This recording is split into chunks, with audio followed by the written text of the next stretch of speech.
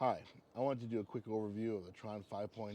The good, the bad, and then some tips at the end on how to assemble this thing. So this is a Tron helicopter. They're starting to become really popular. I've been flying them for a while. They're great machines.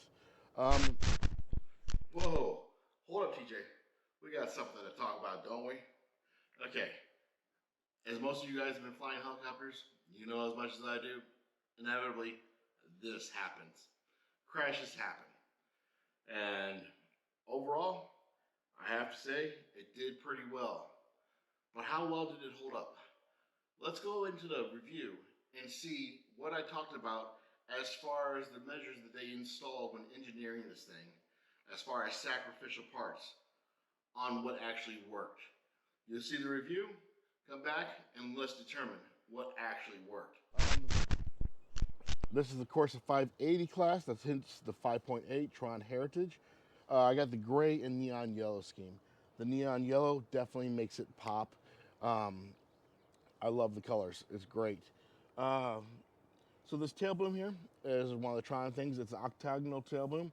Gone are the days the boom supports. That means less parts, less cost, less things for you just to have to buy to replace when you crash. Plus less weight. Um, Right now, I'm running some first edition 580 blades. Unfortunately, KBD does not make 580 class blades, so I'm trying these out, and they've been doing really well for me. In the kit, you get the canopy, of course, and you get what they're calling their supersonic um, canopy, basically it's quick fasteners.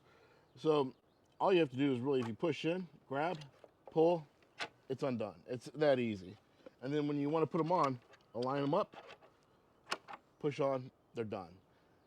I like them a lot. My canopy I know will hold when I'm flying inverted and doing fast hurricanes or anything like that. Nothing will get up underneath the canopy and knock it off. I have seen that happen with other guys flying other helicopters where they didn't have any kind of locking mechanism here, just use the rubber grommets. And as they're flying high speed backwards, the canopy gets underneath there's the wind and it just knocks it off. Bad things happen. So let's take the hood of this thing off. So we do that.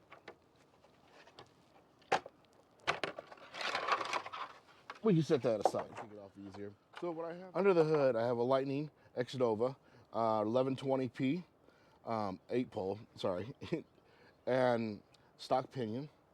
I am running the Tribunus 2. This is a 120 amp 6S ESC. This machine I am currently running on 6S.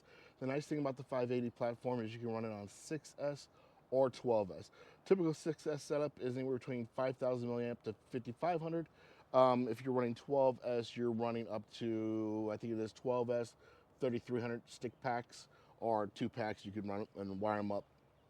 One of the nice things about this, of course, you do have their metal connector, which gives you a very, very, very nice locking tone. So you know that it's locked.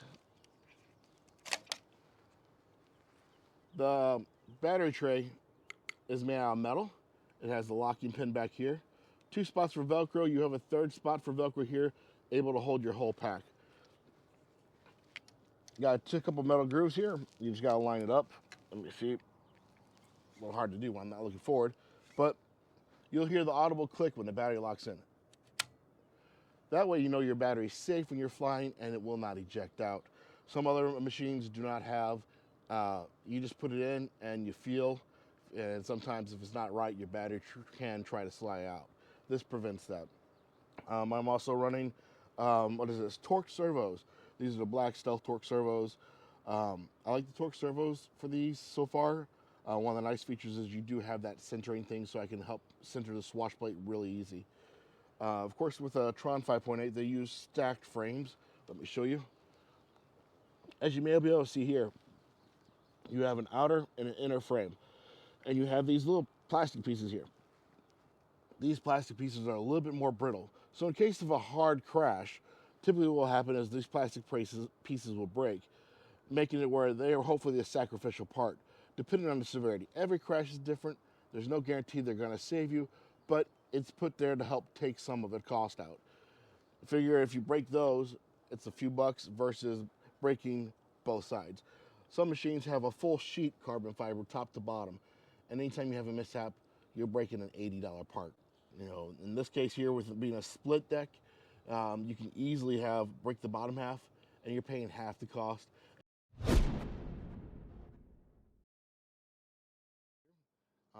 On the main, and then you got a tail belt system that goes all the way back. There is no tail tensioner. This is old fashioned. Old fashioned works. There's no extra parts. I understand why people put idler pulleys in, because it does make it easier for people who are new. But anybody else that doesn't, you know, you pull it, you feel it. You don't want it like a guitar string where it's really high pitched, but you want it loose enough where it can actually move a little bit. Basically, not where it's going to skip teeth in the back. I've never had a problem with any of my Trons skipping teeth. I just pull back, let it in a little bit, tighten it down, and I pull the belt, and I hear the ding, ding, and I know that it's set. One of the nice things that they do with this, they just started coming out with these Trons, is your gyro plate. Your gyro plate has 2 O-rings on either side with screws that go in and clamp down. Depending on how tight you make that, it'll help isolate some of the vibration from your flybarless unit. So that reason you got these parts here where you tune it out. I've seen some other manufacturers trying to come out with the same thing. It's a very nice feature. Let me do something here. Last thing I want to do is have hanger rash, because, you know, I'm trying to weigh a helicopter out for a video. Hey, how'd you break that, honey? Oh, I was weighing it and I dropped it. Yeah, I don't want to have that conversation. So let's do this. That looks like a better way to do this.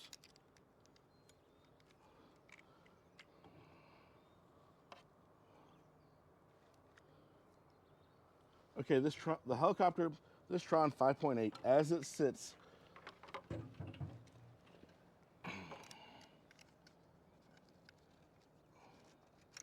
get that unwound. So, as this helicopter is, like I said, I haven't done anything to save weight. I just bought servos. I bought servos, full size, metal. I bought full size ESC. You know, I didn't go for the lightest ESC that can handle it. I didn't go for the lightest motor. Everything as it says. This Tron 580 weighs 5.9 pounds. That's pretty good weight performance for the machine. How does it handle in the air? Compared to, like, I'm going to compare it to my 550. It is crisp. It is fast. It penetrates the air a little bit better. I think that's just because due to a little bit of weight and a little bit more disc. Also, auto rotations are smoother because you have a bigger disc. It brings down the overall loading. So you know, imagine this on a smaller helicopter with smaller blades, about the same weight. Your helicopter's got to work extra hard to lift that same amount of weight. With the larger disc, you don't have to work as hard. One of the things you can think of, Tron just recently came out with the dynamic. That is something I'm very interested in getting. Here's why the weight is important. This Tron weighs 5.9 pounds. Now, it doesn't seem like much, and yes, most electric helicopters are overpowered. But every bit of weight you lose is a little bit more flight time and a little bit more performance you get. So for a lot of people who's looking for that just extra bit of performance, it does matter. This machine is relatively light for what it is. And so that was the review of the Tron 5.8. Overall, great machine, good review. Now let's talk about some of the sacrificial parts we talked about. I had a crash. It was relatively a bad crash. Fortunately, I got lucky. The whole tail boom assembly and everything in the back end survived. The canopy, it got broke up, but it's nothing that a little patchwork won't fix. Will it look pretty? No, but it makes a great practice canopy. I can still use it. Saves about $100 or so, depending on what they cost. The easy clips system, their clip system they have, still functions perfectly. Now, when I did manage to hit rescue at the last minute, but when you're practicing stuff that you're not familiar with and you're pushing yourself hard, sometimes rescue won't catch you. And when it doesn't, things break. I hit the ground pretty hard. As you can see, I busted off the landing gear. Both lower carbon frames broke in several different spots. They took most of the hit. Now we just talked about some of the sacrificial parts were those plastic pieces between the lower carbon fiber that actually, you see where these holes are on the lower frame that connect to the top. Here are those pieces. Those are the ones that have survived. The other ones snapped in half, and in doing so, saved both upper frames from any damage. Now, of course, in any crash, one of the things I typically do, and not everybody does, but I go ahead and replace the main shaft and spindle automatically. A small bend that you can't very well see will equal a lot of vibrations and cause havoc on your fly barless unit. Also, some of the sacrificial parts that broke on this thing. So these arms here for the blade grips. The blade grips are actually hollow. The blade grip arms, they got a slot cut out on them. It helps lighten the machine overall. But during a crash, it allows these parts to take more of the hit and more of the bend. The overall blade grips are perfectly fine. Bearings, not notchy, not rough. When you pull back and forth, you twist it. Everything rotates really smooth. Couple of the ball link actually on the push rods snapped. That helped took some of it. And then every servo arm broke in half. Now on the torque servos, they come with these red little servo arms, and they're great for flying, but when they hit, they do snap. Same thing kind of like the Saab ones. They have the Saab servo horns that are designed to be a breakable part in a crash. It's sacrificial. So my servos, I've checked them out. The gears are super smooth, no lash, no backlash, no crazy amount of space, super tight, everything works fine. So overall, the actual top main part with all the electronics survived just fine. I got a couple of plastic ends replaced, main shaft and spindle. Main gear turned out fine. The blades, of course, destroyed. That's typical in a lot of crashes. I gotta say, overall, is it worth it? Well, I do have to say, from my perspective of what I've seen in this crash, and every crash is different, but for this crash, these parts here did do their job. And I only have to replace the bottom lower frames and the landing gear because of the crash. Had this been one solid sheet of carbon, I would be replacing the whole side frame and having to undo all this electronics and redo them all back together. That is savings in time and money and just overall frustration. I can't say that your crash will be the same, but I can say the parts that they designed as sacrificial parts, for me, worked well. So do I think this kit was worth it? Yes. Now, back to the review. Thanks for watching.